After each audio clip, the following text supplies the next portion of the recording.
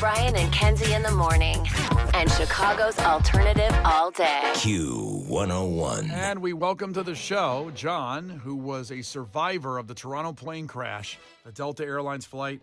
Incredible, insane that 60 people, they all lived from a plane crash. And the interesting thing is he's only done 2 interviews, Fox News and Good Morning America. And he grew up in Kenosha. Even though he's in Minneapolis now, that flight took off from Minneapolis to Toronto. And he was a big Q101 listener growing up, so he's talking to us today, and we're very excited about it. So, John, welcome to the show, and I can't imagine starting off with any other question except what was it like to survive a plane crash? I don't know if I could find words to describe that, right? Like, the commercial airline crashes with survivors are a select few in the world, right? And so I'm just grateful to even be here. How does it feel? It's just I'm just glad to be here. I don't know how. I mean, I know that sounds so cheap, but I truly feel that way. That's just the true reaction. My question to you is, when you were on that plane, did you have the moment to even process what was happening, or was it so insane that you almost didn't even realize what was going on? The flight from Minneapolis to Toronto, I had actually sat along the window because I had not been to Toronto before, right? And I didn't have my AirPods that day. For whatever reason, I left them at home. And so as we were coming in, I was just hyper aware. It was a new place. I wanted to see, like, the CN Tower, I think is, the tall building. Mm-hmm. And so I was watching as it came in.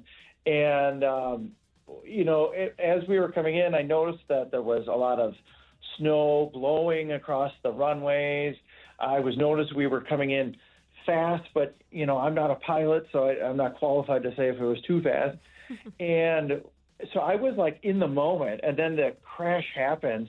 It felt like being in the Matrix movie at that point, right? Like, we hit, and it was just this loud, like, crunching. If you've ever been, like, in a car-on-car accident, you feel the impact, and then, like, it just started to roll to the right, and everything from there is just, it's fast and slow at the same time. I have a question. I've always wanted to find this out, and sadly, most of the time you can't do this in a plane crash. Did the people that were assigned the exit row bail on everybody and not help, since they're always asked beforehand to help and they say they will? Did they help anybody, the exit row people? The answer to that is I don't know.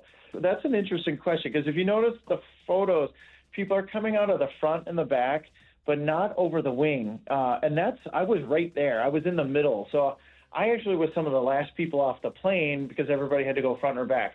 I can tell you passengers for certain, I talked to them, that helped get the front and the back door open. But wherever those passengers were, they did help open the doors. What happened, like, in the middle of the aisle or, in the middle of the plane, I'm not sure. Hey, I'm not judging, because I'd be the hell out of there. No, Brian's specifically asking because he always says yes, and he wants to make sure he doesn't actually have to. That's why that question occurred. And I'm so jealous of exit row because more leg room. Of course. Of course. Right. But, it's a big responsibility. Like, of course I'll help in a plane crash, but I probably won't, Once people were getting off the plane, did you feel safe? Were you like, okay, everything's fine, we get off this plane? Or did you not feel okay until you were off of it? Yeah, I did not feel safe till we were off of it, right? So the initial impact, like I mentioned, right, we start to roll to the right.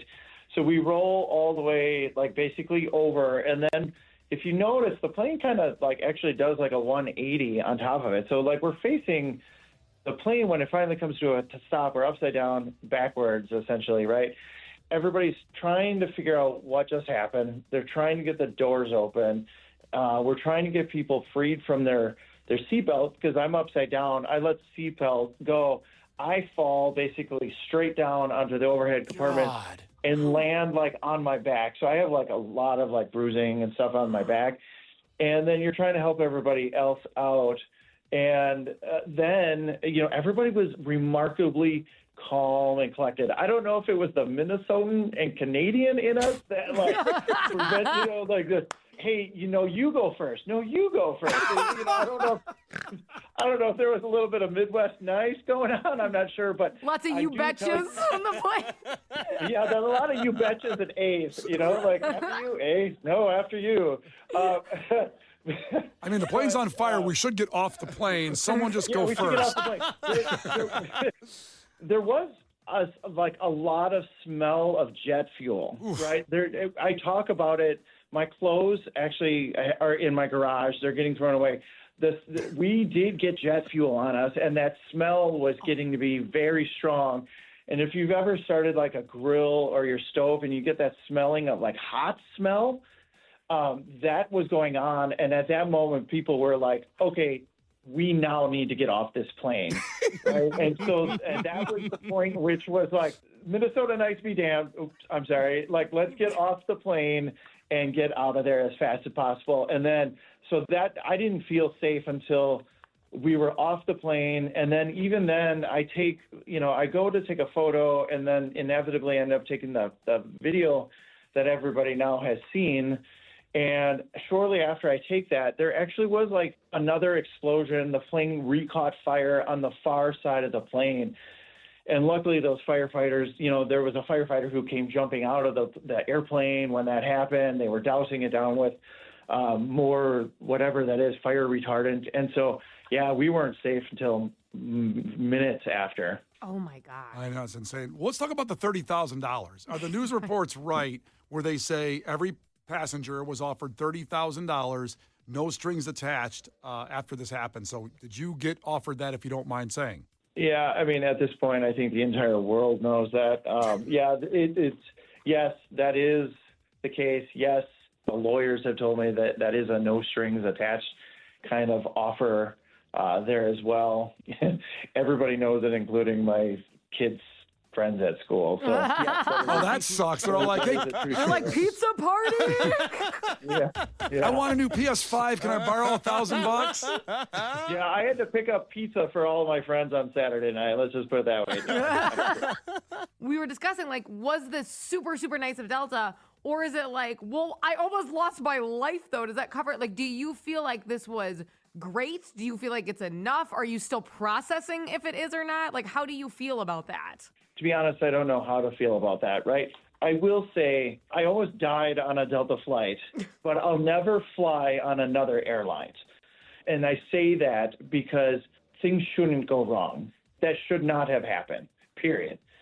I was in a plane crash. But having said that, their response team, they checked in with me again today, and they were like, what else do you need? What's going on? What can we do to help you? I mean, I'm not giving them a pass, right? Because they still crashed the plane. However,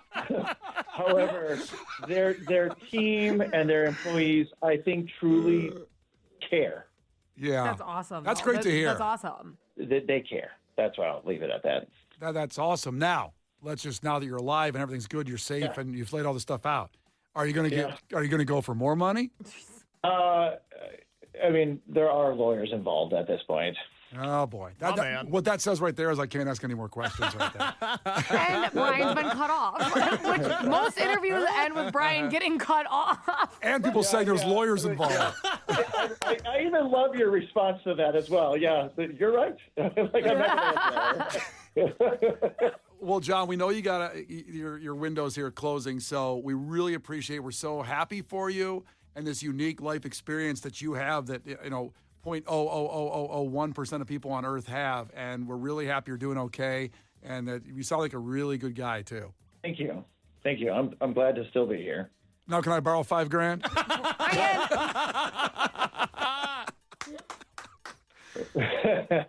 That's awesome.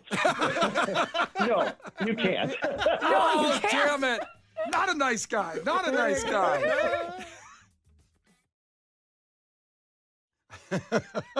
That was John, a guy who survived the Toronto Delta plane crash. If you came in at the end of the interview, it'll be on our podcast later. What a guy. What a story. It's Brian and Kenzie on Q101. Brian and Kenzie in the morning, and Chicago's alternative all day. Q101.